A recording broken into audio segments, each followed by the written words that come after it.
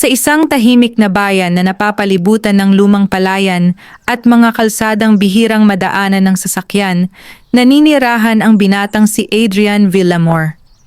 16 na taong gulang siya, payat, tahimik, at palaging may dalang luma at kupas na bag na puno ng aklat. Hindi siya kilala sa lakas, hindi rin sa itsura. Kung may isang bagay na nagtatangi sa kanya, iyon ay ang katalinuhang hindi kailanman hinangad na ipakita. Araw-araw, bago pa sumikat ang araw, nagigising si Adrian upang tumulong sa ina niyang si Marisa, isang labandera sa baryo.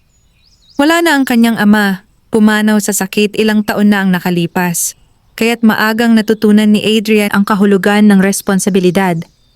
Habang ang ibang kabataan ay abala sa cellphone at laro, siya ay abala sa pagbabasa ng mga librong hiniram mula sa lumang silid-aklatan ng paaralan. Ngunit ang katalinuhan ni Adrian ay hindi naging biyaya sa kanyang buhay sa paaralan. Sa halip, ito ang naging dahilan ng kanyang araw-araw na paghihirap. Sa loob ng silid-aralan, palagi siyang nakaupo sa pinakahuling upuan. Hindi dahil gusto niya, kundi dahil doon siya inilalagay ng mga kaklase.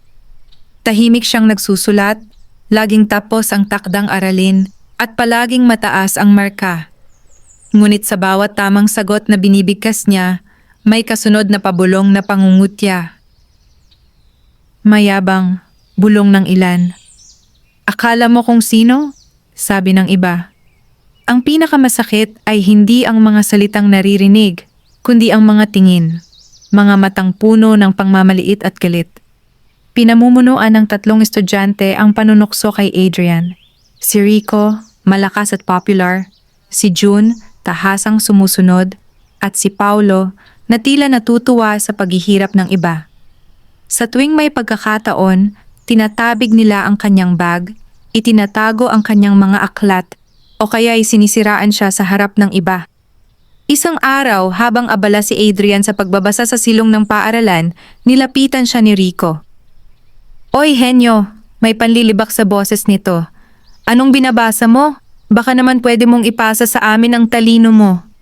Hindi sumagot si Adrian. Dahan-dahan niyang isinara ang aklat at tumayo. Ayaw mo bang magsalita? Patuloy ni Rico habang tinatapik ang balikat niya ng may lakas. Akala ko ba matalino ka? Napayuko si Adrian. Hindi dahil sa takot, kundi dahil alam niyang walang saysay ang sagot. Sanay na siya. Araw-araw ay pareho ang eksena at araw-araw ay pinipili niyang manahimik. Ngunit sa kaloob-looban niya, may apoy na unti-unting naglalagablab, hindi galit, kundi determinasyon. Sa bahay, matapos ang mahabang araw sa paaralan, nagkukulong si Adrian sa maliit nilang silid. Doon, sa ilalim ng ilaw na mahina at halos mamatay na, binubuksan niya ang kanyang mga libro. Math, science, economics, programming, anumang mahawakan ng kanyang kamay ay kanyang pinag-aaralan. Anak, magpahinga ka muna. Wika ng kanyang ina minsang nakita siyang nag-aaral hanggang hating gabi. Ngumiti si Adrian. Kaunti na lang po, Nay. Malapit ko na pong maintindihan. Hindi alam ni Marisa kung ano ang eksaktong pinag-aaralan ng kanyang anak, ngunit ramdam niya ang bigat ng pagsusumikap nito. Sa bawat pahina ng aklat, may pangarap si Adrian. Isang pangarap na hindi nakasalalay sa paghihiganti, kundi sa pag-angat. Isang gabi, habang umuulan ng malakas, may nabasa si Adrian sa isang lumang aklat tungkol sa estratehiya, pag-iisip at disiplina. Hindi ito tungkol sa pera, kundi sa tamang paggamit ng katalinuhan at tiyaga. Doon niya unang napagtanto na ang talino ay hindi sandata laban sa kapwa, kundi susi sa pagbubukas ng mga pintuang hindi kayang sirain ng dahas. Hindi ko kailangang patunayan ang sarili ko sa kanila, bulong niya sa sarili. Patutunayan ko ito sa mundo. Sa paaralan kinabukasan, muli siyang tinukso, muli siyang tinabig, muli siyang pinagtawanan. Ngunit may kakaiba sa kanyang mga mata. May liwanag na hindi napapansin ng iba. Sa likod ng kanyang katahimikan, unti-unti nang nabubuo ang isang plano. Hindi para gumante, kundi para umangat ng higit sa inaasahan ng sinuman. Hindi alam ng kanyang mga nambubuli na ang binatang lagi nilang minamaliit ay may isip na kayang magbago ng kapalaran. Hindi nila alam na ang bawat insulto ay nagiging gasolina ng kanyang pangarap. At higit sa lahat, hindi nila alam na ang katalinuhang kanilang kinamumuhian ay siyang magdadala kay Adrian sa isang buhay na hindi nila kayang abutin. At sa gabing iyon, habang nakatitig siya sa lumang kisame ng kanilang bahay, mahina ngunit malinaw na sinabi ni Adrian sa sarili, "Darating ang araw na hindi na ako ang tatahimik." Hindi agad nakatulog si Adrian nung gabing iyon. Nakahiga siya sa manipis na kutsyon, nakikinig sa tunog ng ulan na patuloy na bumabagsak sa bubong na yero. Sa bawat patak, tila may kasamang tanong sa kanyang isip, mga tanong na matagal na niyang iniiwasan, ngunit ngayoy kusa ng sumusulpot. Hanggang kailan siya mananatiling tahimik? Hanggang kailan niya hahayaang yurakan ang kanyang pagkatao? Hindi siya umiiyak, hindi rin siya galit. Ang nararamdaman niya ay isang uri ng malinaw na pag-unawa. Ang mundo ay hindi patas, at ang pagiging matalino lamang ay hindi sapat kung wala kang direksyon. Kinabukasan, maagang nagising si Adrian. Mas maaga pa kaysa dati. Tahimik siyang naghanda, inayos ang kanyang mga aklat, at sinigurong maayos ang pagkakasalansan ng kanyang mga gamit. Nang lumabas siya ng bahay, sinalubong siya ng malamig na hangin at amoy ng basang lupa. May kakaibang gaan sa kanyang dibdib. Parang may bagong simula, kahit wala namang nagbago sa paligid. Sa paaralan, tulad ng inaasahan, hindi siya pinansin ng karamihan. Ang iba na may palihim na tumatawa kapag siya'y napapadaan. Ngunit sa araw na iyon, hindi na gaanong mabigat sa kanya ang mga tingin. Abala ang kanyang isip sa mas mahahalagang bagay. Sa loob ng silid-aralan, nagbigay ng anunsyo ang kanilang guro sa asignaturang agham. Magkakaroon tayo ng inter-school academic competition sa susunod na buwan, sabi nito habang hawak ang listahan. Isa itong pagkakataon para ipakita ninyo ang inyong kakayahan. Piling estudyante lamang ang maaaring lumahok. Nagkaroon ng bulungan sa klase. Ang ilan ay agad na nag-angat ng kilay, ang iba'y nagkatinginan na parang may hindi magandang narinig. Alam ng lahat na ang ganitong paligsahan ay para sa mga estudyanteng may kakayahan, at alam din ng lahat kung sino ang pinakamataas ang marka sa klase. Si Adrian ay nanatiling nakaupo. Hindi siya tumingin sa guro, hindi rin nagtaas ng kamay. Ngunit sa loob-loob niya, may munting pintig ng pag-asa. Pagkatapos ng klase, habang naglalakad siya patungo sa silid-aklatan, bigla siyang hinarang ni Rico at ng mga kasama nito. "Uy Adrian," ani Rico na may pilit ng ngiti. "Narinig mo yung competition?" Tumango lamang si Adrian. "Siguro sasali ka, no?" sabat ni Paolo. "Para may manalo ang klase natin." May halong pangungutya ang tono nito, ngunit may bahid din ng pag-aalinlangan. Parang alam nilang si Adrian ang pinakamalakas na kandidato kahit ayaw nilang aminin. "Ano sa tingin mo?" tanong ni Rico habang nakaharang sa daan. "Kaya mo ba talaga? O sa papel ka lang magaling?" Hindi sumagot si Adrian. Lumakad lamang siya palagpas sa kanila. Ngunit sa bawat hakbang niya palayo, mas tumitibay ang isang desisyon sa kanyang isip. Sa silid-aklatan, naupo siya sa paborito niyang pwesto, isang sulok na bihirang puntahan ng iba. Kinuha niya ang isang makapal na aklat tungkol sa lohika at problem solving. Dito niya nararamdaman ang katahimikan na tila nagiging kaibigan niya. Dito, walang tumatawa, walang nanunokso. Tanging mga tanong at sagot na handang magpatalas ng isip. Habang nagbabasa, may lumapit sa kanya. Isang guro, ang tagapangasiwa ng silid-aklatan, na matagal na ring napapansin ang kanyang pagsusumikap. "Adrian," mahinahon nitong wika, "napapansin kong madalas kang narito." "Opo," sagot niya, bahagyang nagulat. "May balak ka bang sumali sa paligsahan?" tanong ng guro, diretso ngunit walang panghuhusga. Saglit na nag-isip si Adrian.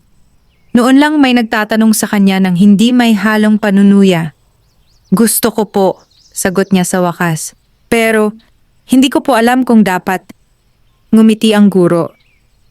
Minsan hindi natin kailangang malaman ang lahat. Kailangan lang nating subukan. Ang mga salitang iyon ay simple, ngunit tumimo sa isipan ni Adrian. Sa buong buhay niya, palagi siyang naghihintay ng tamang oras, ng tamang kondisyon.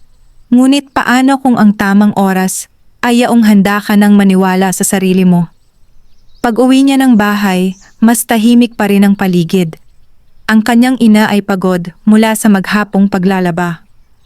Habang naghahapunan sila ng simpleng ulam, naglakas loob si Adrian na magsalita. "Nay, anya, may paligsahan po sa paaralan. Academic competition." Tumingin si Marisa sa kanya. "Gusto mo bang sumali?" "Opo," sagot niya. "Pero baka mahirap." Ngumiti ang kanyang ina, pagod ngunit puno ng pag-unawa. "Walang madaling bagay, anak. Pero kung doon ka masaya, susuportahan kita." Sa gabing iyon, muling nag-aral si Adrian, ngunit may bago sa kanyang ginagawa. Hindi na lamang siya nagbabasa para matuto. Nag-aaral na siya para maghanda. Gumawa siya ng schedule, hinati ang oras sa iba't ibang asignatura, at sinimulang sanayin ang sarili sa mas mahihirap na problema. Habang ang iba ay abala sa kung ano ang sasabihin ng iba, si Adrian ay abala sa paghubog ng kanyang sarili. Hindi pa nagbabago ang mundo sa labas. May mga mangungutya pa rin kinabukasan, may mga tawa pa ring maririnig sa likod niya. Ngunit sa loob ng kanyang isipan, may isang tahimik na pangako, isang pangakong hindi kailangang isigaw. Na darating ang araw, hindi na siya ang batang tinatawanan sa likod ng silid-aralan, kundi ang binatang tatayo sa harap, hindi upang magyabang, kundi upang patunayan na ang katalinuhan, kapag pinanday ng tiyaga at paninindigan, ay kayang baguhin ang kapalaran. At sa pagsisimula ng kanyang paghahanda, hindi pa man niya alam, nagsisimula na rin ang unang hakbang patungo sa landas na magdadala sa kanya sa yaman. Hindi lamang ng salapi, kundi ng dangal at pagkilala. Lumipas ang mga araw na parang pare-pareho ang anyo. Ngunit sa loob ni Adrian ay unti-unting nagbabago ang takbo ng kanyang mundo. Habang ang karamihan sa kanyang mga kaklase ay nananatiling abala sa usapan at biro, siya ay mas lalong naging tahimik, hindi dahil sa pag-iwas, kundi dahil sa mas malalim na konsentrasyon. Tuwing umaga, bago pumasok sa paaralan, nagbabasa siya ng ilang pahina mula sa mga aklat na hiniram niya. Tuwing hapon, matapos tumulong sa gawaing bahay, nag-aaral siya hanggang sa mangalay ang kanyang mga mata. Hindi ito madali. May mga gabing sumasakit ang kanyang ulo, may mga araw na tila walang pumapasok sa kanyang isip. Ngunit sa bawat sandaling gusto na niyang tumigil, naaalala niya ang dahilan kung bakit siya nagsimula. Sa paaralan, nagsimula ng pumili ang mga guro ng mga kalahok para sa academic competition. May mga pagsusulit, may mga oral na tanong, at may mga pagsubok na hindi lamang talino ang hinihingi, kundi tibay ng loob. Isang hapon, habang nasa klase sila sa matematika, biglang tinawag ng guro si Adrian. "Adrian Villamor, anito, pumunta ka nga sa harap." May kaunting ungol mula sa likod, ang ilan ay napangisi, ang iba'y nag-abang ng posibleng pagkakamali.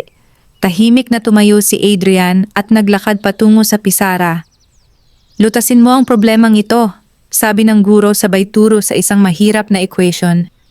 Huminga ng malalim si Adrian. Hindi ito simpleng tanong. Kinailangan nito ng malinaw na lohika at tamang diskarte. Sa unang ilang segundo, walang narinig kundi ang mahinang tunog ng tisa sa pisara. Mabagal, maingat, ngunit tiyak ang kanyang mga galaw. Habang tumatagal, unti-unting nabawasan ang mga bulungan. Napalitan ito ng katahimikan. Nang matapos si Adrian, lumingon siya sa guro at tumango. Sinuri ng guro ang sagot. Maya-maya, ngumiti ito. Tama. May ilang nagulat, may ilan ding napailing. Ngunit para kay Adrian, ang sandaling iyon ay hindi tungkol sa papuri. Ito ay patunay na ang kanyang paghahanda ay may bunga. Pagbalik niya sa kanyang upuan, naramdaman niya ang bigat ng mga tingin. Hindi na puro pangmamaliit, kundi may halong pagtataka at pagdududa. Ngunit hindi pa roon nagtatapos ang pagsubok. Sa sumunod na mga araw, naging mas lantad ang panunukso. Parang lalo pang nairita si Rico sa nakikitang pagbabago kay Adrian. Hindi na lamang siya basta tahimik na estudyante. Isa na siyang malinaw na banta sa imahe at impluwensya nila. Isang hapon matapos ang klase, habang naglalakad si Adrian pauwi, bigla siyang napalibutan ng tatlo sa likod ng paaralan. "Akala mo kung sino ka na ngayon?" ani Rico, mababa ang boses ngunit may halong galit. Dahil lang sa ilang sagot sa pisara. Hindi tumugon si Adrian. Hawak niya ng mahigpit ang kanyang bag.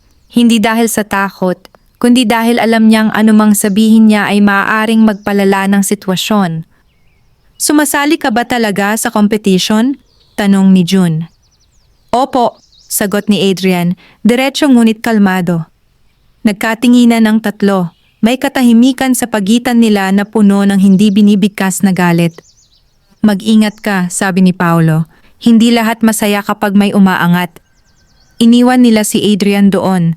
May dalang babala na hindi man direkta, ay malinaw ang ibig sabihin. Pagdating niya sa bahay, tahimik niyang inilapag ang bag at naupo. Naramdaman niya ang pagod, hindi lamang sa katawan, kundi sa isipan. May sandaling sumagi sa isip niya ang tanong, sulit ba ang lahat ng ito?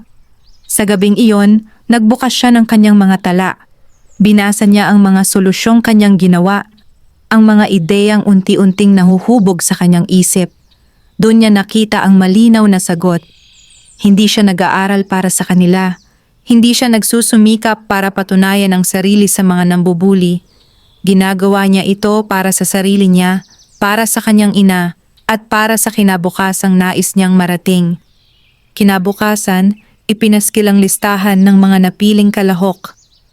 Habang nagkukumpulan ang mga estudyante sa harap ng bulletin board, dahan-dahang lumapit si Adrian. Tumingin siya sa listahan at naroon ang kanyang pangalan.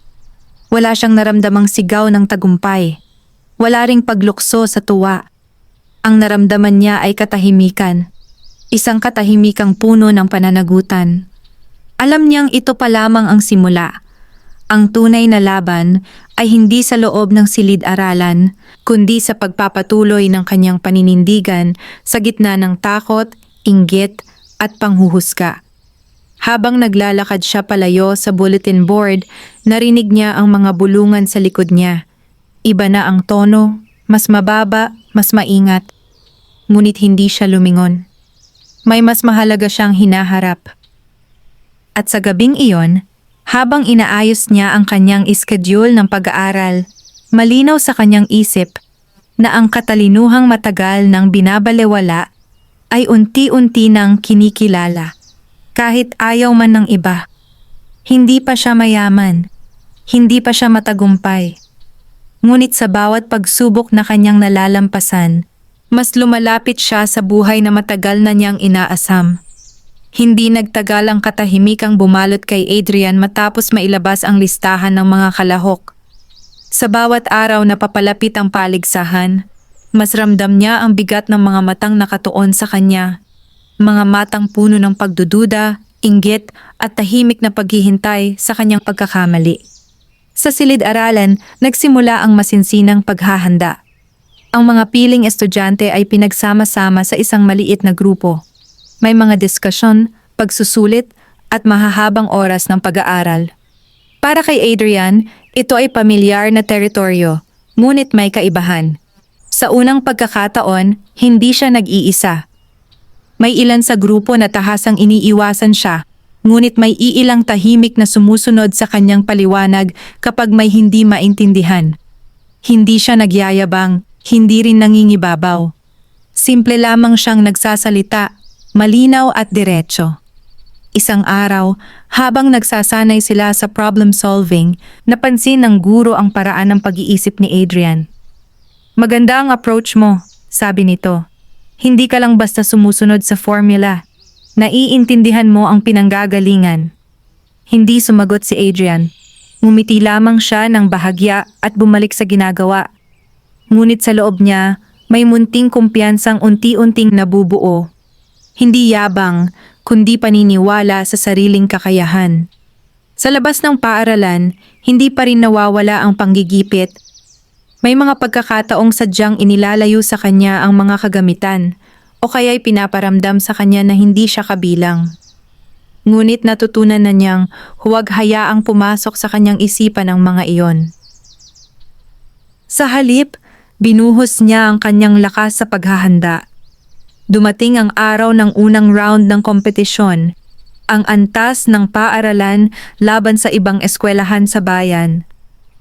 Maaga silang nagtipon sa covered court kung saan nakahilera ang mga mesa at upuan. May katahimikang bumabalot sa lugar, ngunit ramdam ang tensyon sa hangin. Habang inaayos ni Adrian ang kanyang mga gamit, nasilayan niya sa malayo sina Rico at ang ilan pang kaklase. Nakatayo lamang sila, tila nagmamasid. Hindi niya alam kung ano ang iniisip nila, ngunit hindi na iyon mahalaga. Nang magsimula ang pagsusulit, tahimik ang paligid. Tanging ang tunog ng papel at lapis ang maririnig. Tumingin si Adrian sa unang tanong, mahirap ngunit pamilyar. Isa itong uri ng problemang ilang ulit na niyang pinag-aralan. Isa-isa niyang sinagot ang mga tanong, hindi nagmamadali, ngunit hindi rin nag-aatubili. Sa bawat sagot, ramdam niya ang linaw ng kanyang isip. Wala siyang iniisip kundi ang problema sa harap niya.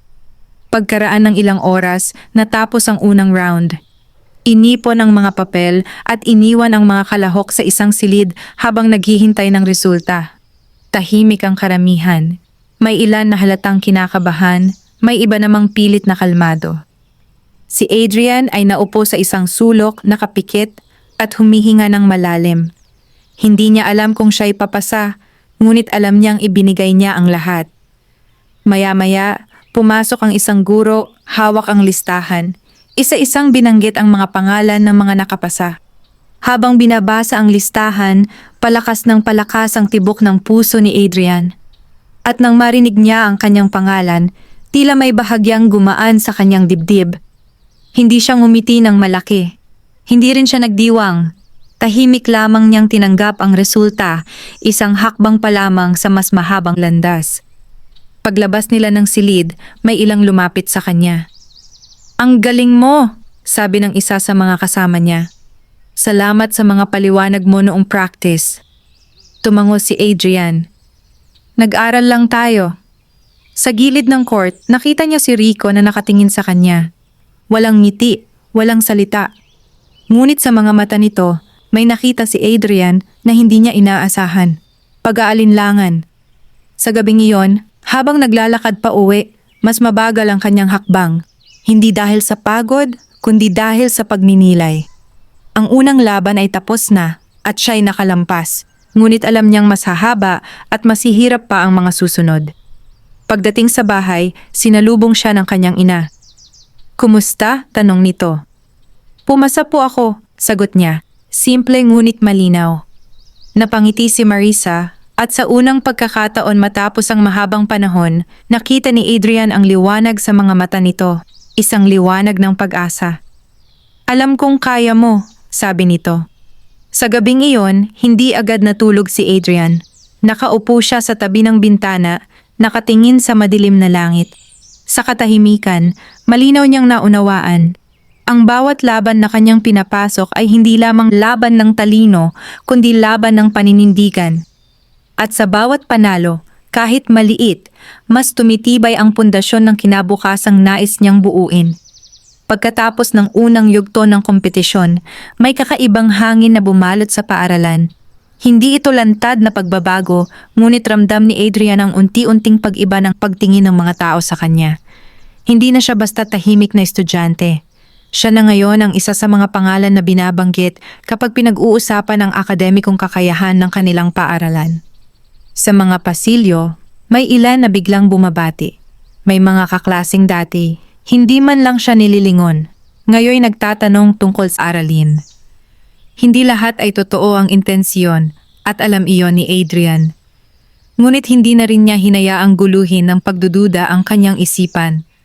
Mas mahalaga sa kanya ang pagpapatuloy ng kanyang paghahanda. Nagsimula ang mas masinsinang pagsasanay para sa susunod na round, ang antas ng distrito. Mas mahihirap na tanong, mas mahahabang oras ng pag-aaral, at mas mataas na inaasahan mula sa mga guro. May mga araw na halos hindi na siya makauwi ng maaga dahil sa review sessions. Sa kabila nito, hindi niya kinaligtaan ang kanyang mga tungkulin sa bahay. Patuloy pa rin siyang tumutulong sa ina, kahit pagod na. May mga pagkakataong halos sabay na bumabagsak ang pagod at antok sa kanya, ngunit hindi siya nagreklamo. Isang gabi, habang inaayos niya ang kanyang mga tala, napansin niyang may kulang. Hindi sa kaalaman, kundi sa pananaw. Alam niyang magaling siya sa pag-unawa ng mga konsepto, ngunit ramdam din niyang may mas malalim pang antas ng pagkatuto. Isang antas na hindi lamang nakatuon sa pagsagot ng tanong, kundi sa paglikha ng solusyon.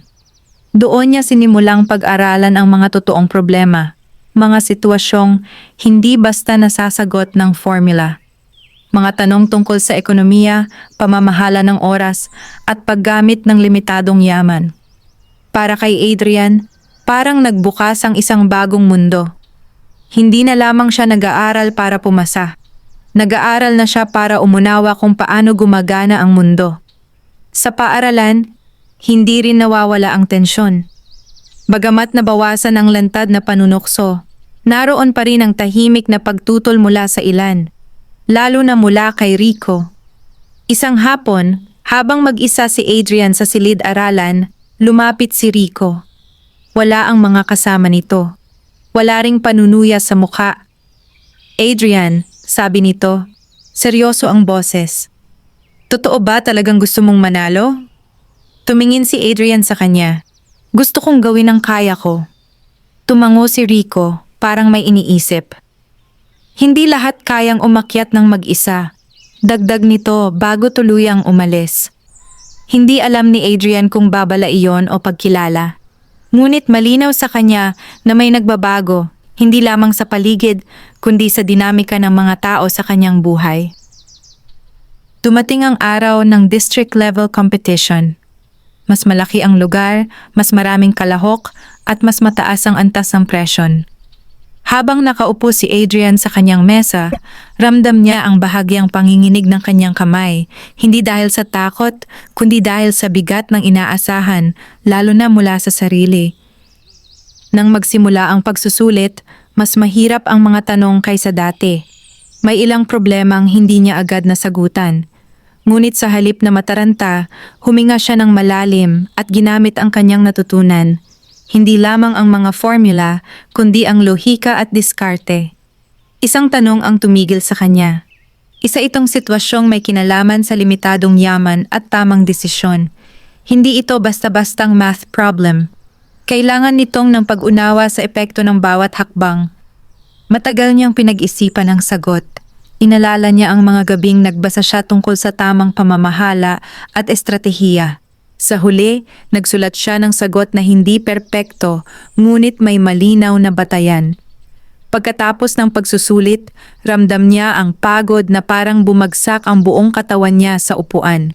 Ngunit may kakaibang kasiyahan sa kanyang dibdib, isang pakiramdam na ginawa niya ang lahat ng makakaya niya. Nang lumabas ang resulta, muli niyang narinig ang kanyang pangalan. Nakapasa siya sa district level. Hindi na ito basta tagumpay. Ito ay patunay na ang kanyang paraan ng pag-iisip ay may lugar sa mas malawak na entablado.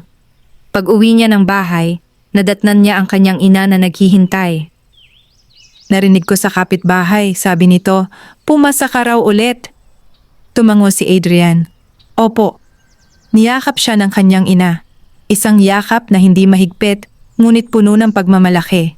Sa sandaling iyon, ramdam ni Adrian na may nababago na talaga. Hindi pa man sila mayaman, ngunit unti-unti nang nabubuo ang pundasyon ng mas maayos na kinabukasan.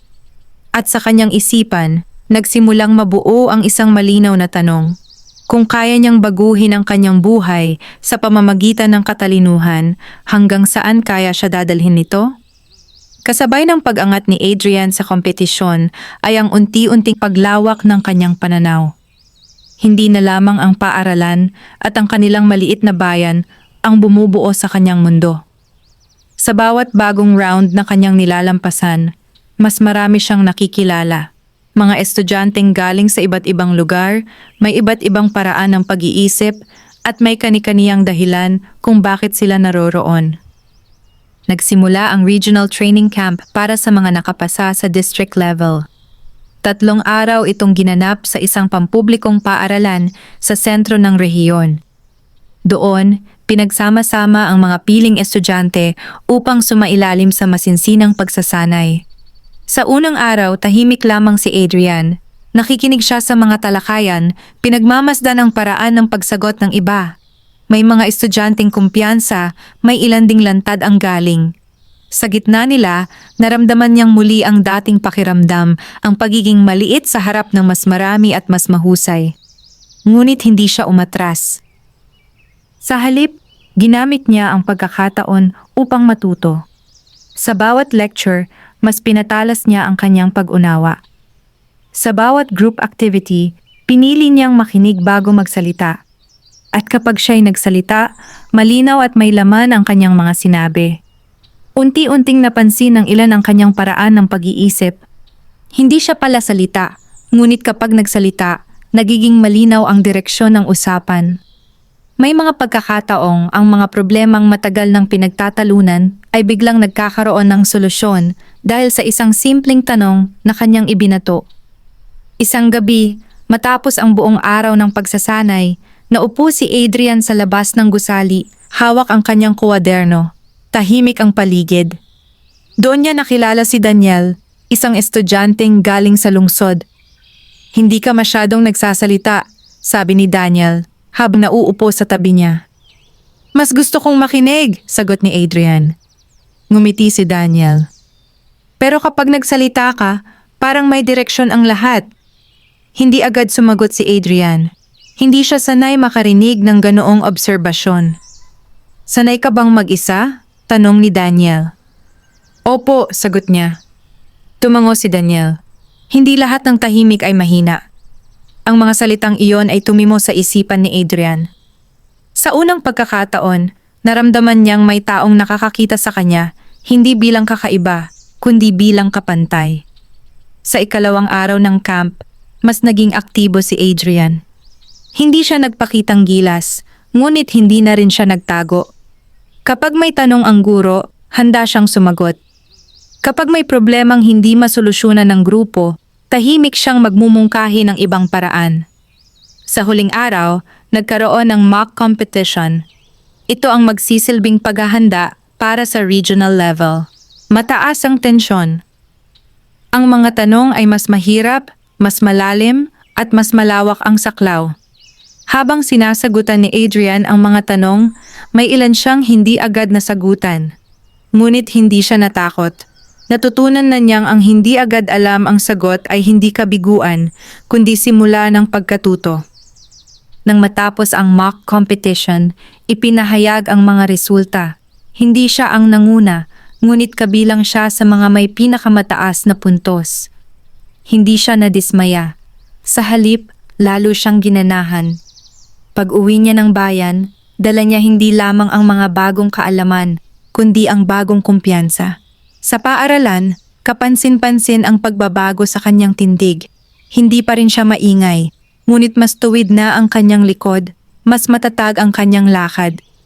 Si Rico ay hindi na muling nangasar. Sa halip, may mga pagkakataong tahimik itong lumalayo kapag nagkakasalubong sila.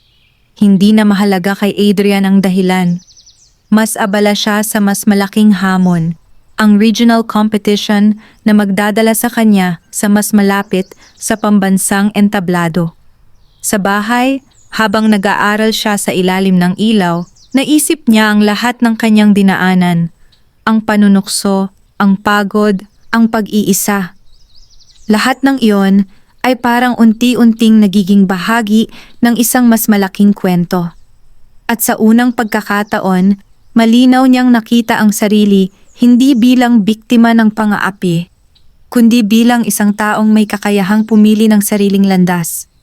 Mas mabilis na dumating ang araw ng regional competition kaysa sa inaasahan ni Adrian. Sa loob ng ilang linggong paghahanda, halos walang araw na hindi siya nag-aral. Ngunit sa kabila ng kanyang pagsisikap, Alam niyang ang hamong kanyang haharapin ay higit na mas mabigat kaysa sa mga nauna. Ginawa ang paligsahan sa isang malawak na paaralan sa lungsod. Malalaki ang mga gusali, maayos ang pasilidad, at kapansin-pansin ang pagkakaiba sa kanyang kinalakihang kapaligiran. Habang naglalakad siya papasok, ramdam niya ang bahagyang kaba, hindi dahil sa takot na mabigo, kundi dahil sa bigat ng pagkakataong nasa harap niya. Kasama niya ang ilang kakilala mula sa training camp. May mga pamilyar na muka, ngunit mas marami ang bago. Lahat ay may iisang layunin, ang makapasa at makalapit sa pangarap na kinabukasan. Nang magsimula ang pagsusulit, agad na napansin ni Adrian ang pagkakaiba. Hindi lamang ito pagsusulit ng kaalaman. Ito ay pagsusulit ng bilis ng pag-iisip, ng kakayahang magdesisyon sa ilalim ng presyon, at ng tibay ng loob kapag hindi agad malinaw ang sagot. May mga tanong na kaya niyang sagutin agad. May ilan ding kinailangan niyang balik-balikan. Sa gitna ng oras, ramdam niya ang pagod sa kanyang isipan, ngunit pinilit niyang manatiling kalmado. Naalala niya ang mga gabing halos wala siyang pahinga. Hindi para magyabang, kundi para maghanda. Isang tanong ang tumimo sa kanya. Isa itong sitwasyong may kaugnayan sa pagpili ng tamang hakbang sa gitna ng limitadong impormasyon. Walang eksaktong sagot, tanging lohikal na paliwanag lamang ang hahanapin. Matagal niyang pinag-isipan ang sagot. Hindi siya nagmadali. Sa halip, ginamit niya ang lahat ng kanyang natutunan. Ang kakayahang magsuri, magtimbang, at magpasiya ng may pananagutan. Nang matapos ang pagsusulit, naramdaman niya ang matinding pagod. Ngunit kasabay nito ang kakaibang katahimikan. Isang pakiramdam na alam niyang hindi siya bumigay sa presyon. Sa oras ng paghihintay sa resulta, nagtipon ang mga kalahok sa isang bulwagan. May ilan ang tahimik, may ilan namang halatang balisa. Si Adrian ay naupo sa isang gilid, nakatingin sa malayo. Lumapit si Daniel at naupo sa tabi niya. "Ano man ang mangyari," sabi nito, "malayo na ang narating mo." Tumango si Adrian. "Opo." Hindi na nila kailangan ng mahabang usapan.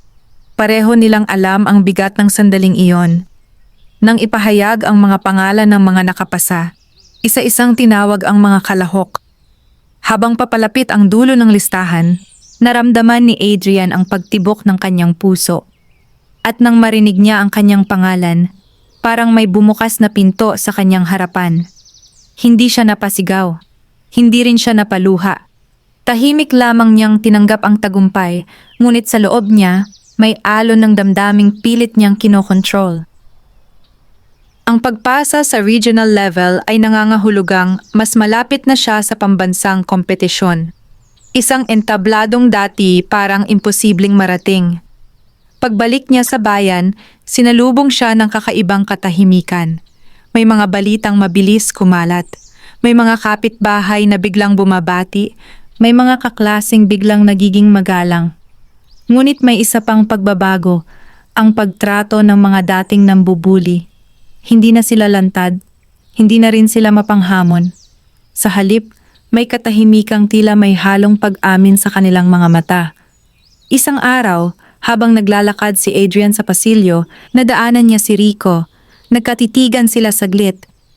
"Magaling ka," sabi ni Rico, halos pabulong. Tumango si Adrian, walang galit, walang yabang, tanging pagtanggap. Sa bahay, habang nag-aaral siya sa kanyang mesa, naramdaman niya ang lalim ng kanyang pinanggalingan. Ang bawat hakbang pataas ay may kasamang alaala ng kahirapan, ng panunukso at ng pag-iisa. Ngunit imbes na maging pabigat, naging sandigan ang mga ito. Alam niyang hindi pa rito nagtatapos ang kanyang laban. Ang pambansang kompetisyon ay mas mahirap, mas mapanghamon, at mas puno ng pagsubok. Ngunit sa puntong iyon, malinaw na sa kanyang isipan, hindi na siya ang binatang natitinag ng pang-aapi. Siya na ngayon ay isang taong hinubog ng katalinuhan at tibay ng loob, handa nang harapin ang mas mabigat na hamon, anuman ang maging kapalit. Ang balitang nakapasok si Adrian sa pambansang antas ng kompetisyon ay mabilis na kumalat sa kanilang bayan. Para sa ilan, isa itong karangalang bihira nilang masaksihan. Para sa iba, isang paalala na may mga pangarap na kayang lampasan ang limitasyon ng lugar at kalagayan. Ngunit para kay Adrian, ang balitang iyon ay hindi lamang karangalan. Isa itong paalala ng mas mabigat na responsibilidad. Sa mga sumunod na linggo, mas naging mahigpit ang kanyang schedule. Hindi na sapat ang dating paraan ng pag-aaral. Kinailangan niyang baguhin ang kanyang diskarte, mas sistematiko, mas malalim at mas kritikal. Hindi na lamang niya inaaral ang mga sagot, pinag-aaralan na rin niya ang mga tanong kung bakit ganoon ang sagot. Sa tulong ng mga guro, nakatanggap siya ng mga materyales na bihirang makarating sa mga pampublikong paaralan sa probinsya. May mga librong teknikal, may mga artikulong tumatalakay sa mga totoong sitwasyon sa mundo, mga problemang may kinalaman sa ekonomiya, teknolohiya at pamamahala. Doon unang namulat si Adrian sa ideya na ang katalinuhan ay hindi lamang pang-akademiko. Maaari itong gawing puhunan. Maaari itong maging kasangkapan sa paglikha ng halaga. Isang gabi, habang nagbabasa siya tungkol sa pagbuo ng mga sistema at tamang pagdedesisyon, napahinto siya. Sa unang pagkakataon, hindi lamang niya iniisip ang kompetisyon, naisip niya ang hinaharap, ang posibilidad ng pag-angat hindi lamang sa sarili, kundi pati sa kanyang ina. Kung mauunawaan ko kung paano gumagana ang mga ito, bulong niya sa sarili, baka may magawa akong mas higit pa. Sa paaralan, kapansin-pansin ang pagbabago sa pagtrato sa kanya. Ang mga guro ay mas bukas na sa pagbibigay ng gabay. Ang mga kaklase, bagamat hindi lahat, ay mas maingat na sa kanilang pakikitungo. Wala nang lantad na pang-api, ngunit may distansyang nananatili. Isang distansyang bunga ng paggalang at hindi natakot. Isang hapon, inimbitahan si Adrian sa isang maliit na pagpupulong ng mga guro.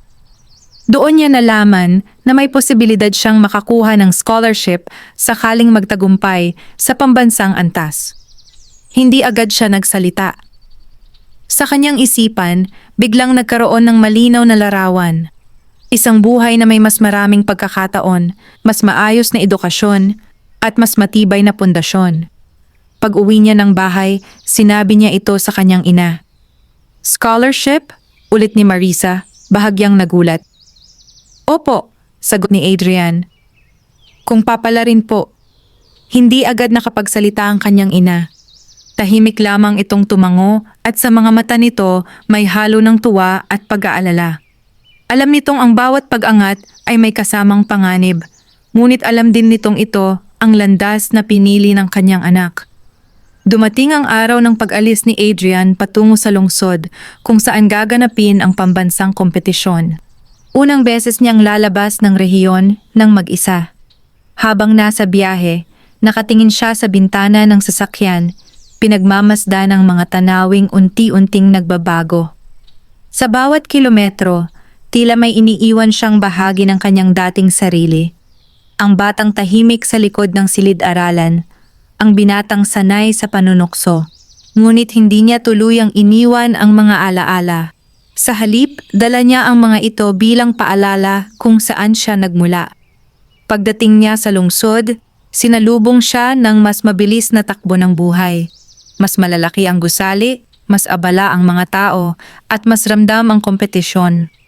Doon niya napagtanto na ang pambansang antas ay hindi lamang laban ng talino, kundi laban ng paninindigan sa gitna ng mas matitinding inaasahan. Sa unang gabi sa tinutuluyang dormitoryo, naupo si Adrian sa gilid ng kama. Tahimik ang silid, ngunit maingay ang kanyang isipan. May kaba, may takot, ngunit higit sa lahat, may malinaw na layunin. Alam niyang ang susunod na yugto ng kanyang buhay ay magsisimula sa lugar na iyon. At anuman ang kahihinatnan ng kompetisyon, isang bagay ang tiyak. Hindi na siya babalik sa dating mundo na walang dalang pagbabago. Sa hangganan ng pangarap at realidad, handa na siyang tumawid. Maaga nagising si Adrian sa araw ng pambansang kompetisyon. Hindi dahil sa ingay, kundi dahil sa bigat ng isip na tila hindi na kayang manatili sa pahinga. Tahimik ang dormitoryo. Ang ilan sa mga kasamahan niya ay mahimbing pang natutulog. Ang iba na may gising na rin, marahang naghahanda, bawat kilos ay may kasamang kaba. Umupo si Adrian sa gilid ng kama at ipinikit ang mga mata. Huminga siya ng malalim, isang mabagal at sinasadyang paghinga, gaya ng kanyang natutunan sa mga gabing halos mawalan na siya ng lakas. Hindi niya sinubukang alisin ang kaba. Tinanggap niya ito bilang bahagi ng sandali. Ito ang araw ng pagpapasya. Sa venue ng kompetisyon, mas malinaw ang pakiramdam ng pagiging maliit. Napakalawak ng lugar, organisado, at puno ng mga taong halatang sanay sa ganitong mga okasyon. May mga magulang, guro, at opisyal na nakabantay. May mga kalahok na kumpiyansa ang tindig, may ilan namang tahimik na gaya niya. Habang naghihintay ng hudyat, napansin ni Adrian ang kanyang mga kamay, bahagyang nanginginig. Hindi niya itinago. Sa halip, ipinatong niya ang mga ito sa mesa at hinayaan ang panginginig na unti-unting humupa. Nang ibigay ang mga papel, tumahimik ang buong bulwagan. Ang unang bahagi ng pagsusulit ay mas mahirap kaysa sa inaasahan niya. Hindi lamang kaalaman ang sinusukat, kundi kakayahang magsuri ng sitwasyon na walang malinaw na direksyon. May mga tanong na tila walang sapat na impormasyon. May mga problemang maraming posibleng sagot. Sa isang sandali, napatigil si Adrian. May tanong na ilang minuto niyang tinitigan. Isang sitwasyong may kinalaman sa pagpili sa pagitan ng mabilis na resulta at pangmatagalang epekto. Ramdam niya ang oras na dahan-dahang nauubos. Sa halip na mataranta, ipinikit niya ang mga mata sandali at inalala ang lahat ng kanyang dinaanan. Ang mga gabing nag-aral siya sa ilalim ng mahinang ilaw. Ang mga araw na pinili niyang manahimik sa halip na makipagtalo. Ang mga pagkakataong muntik na siyang sumuko, ngunit hindi niya ginawa. Doon niya napagtanto ang sagot, hindi perpekto, ngunit tapat sa kanyang prinsipyo. Isinulat niya ito ng malinaw, may lohika at may pananagutan sa bawat hakbang.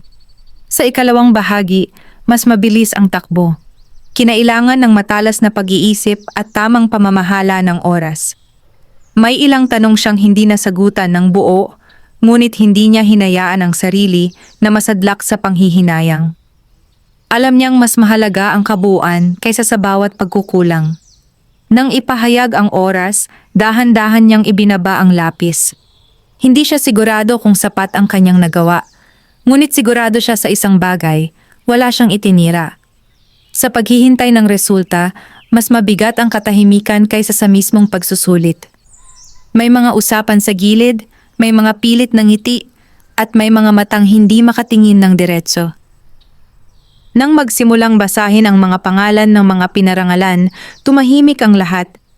Isa-isa ang tinawag ang mga kalahok. May mga palakpak, may mga buntong hininga. Habang papalapit sa dulo ng listahan, naramdaman ni Adrian ang bigat sa kanyang dibdib. Hindi dahil sa takot na matalo, kundi dahil sa kahalagahan ng sandaling iyon. At nang marinig niya ang kanyang pangalan, tila may sandaling huminto ang mundo. Hindi siya ang pangunahing nagwagi. Ngunit kabilang siya sa mga pinarangalan, isang pagkilalang sapat upang magbukas ng mga pintuang matagal nang sarado para sa kanya. Tahimik siyang tumayo at lumapit sa entablado. Habang tinatanggap ang sertipiko, naramdaman niya ang bigat nito, hindi sa papel, kundi sa kahulugang dala nito.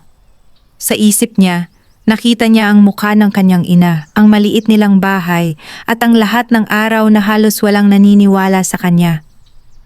Pagkatapos ng seremonya, nilapitan siya ng ilang guro at opisyal. May mga tanong tungkol sa kanyang plano. May mga mungkahing hindi niya inaasahan. Isa sa kanila ang nagbanggit ng posibilidad ng tulong pinansyal at patuloy na suporta sa kanyang pag-aaral. Sa sandaling iyon, malinaw kay Adrian na ang kompetisyon ay hindi ang wakas. Isa lamang itong pintuan at marami pang pintuang naghihintay na mabuksan. Sa gabing iyon, bumalik siya sa dormitoryo na may kakaibang katahimikan sa loob. Hindi ito ang katahimikang dulot ng pag-iisa, kundi katahimikang bunga ng malinaw na direksyon. Ang araw ng pagpapasya ay lumipas. At sa likod nito, may bagong yugto ng buhay na naghihintay. Isang yugtong hindi na lamang tungkol sa pag-aaral, kundi sa pagbuo ng kinabukasan. Hindi agad nagbago ang buhay ni Adrian matapos ang pambansang kompetisyon. Walang biglaang pagyaman, walang agarang paglipat sa marangyang mundo. Ngunit may isang bagay na malinaw na nagbago, ang direksyon ng kanyang buhay. Ilang linggo matapos siyang makauwi sa kanilang bayan, dumating ang mga liham. Hindi marami, ngunit sapat upang baguhin ang kanyang kinabukasan. May alok ng scholarship mula sa isang kilalang pamantasan. May paanyaya ring sumali sa isang programang sumusuporta sa mga estudyanteng may mataas na kakayahan ngunit salat sa yaman. Tahimik na binasa ni Adrian ang bawat liham. Hindi siya agad nagdiwang. Sa halip na upo siya sa tabi ng kanyang ina at isa-isang ipinaliwanag ang laman ng mga ito. Malayo yan, sabi ni Marisa, mahinahon ngunit may halong pag-aalala. Opo, sagot ni Adrian. Pero ito po yung pagkakataon na matagal nating hinihintay. Matagal na nag-isip ang kanyang ina bago tumango.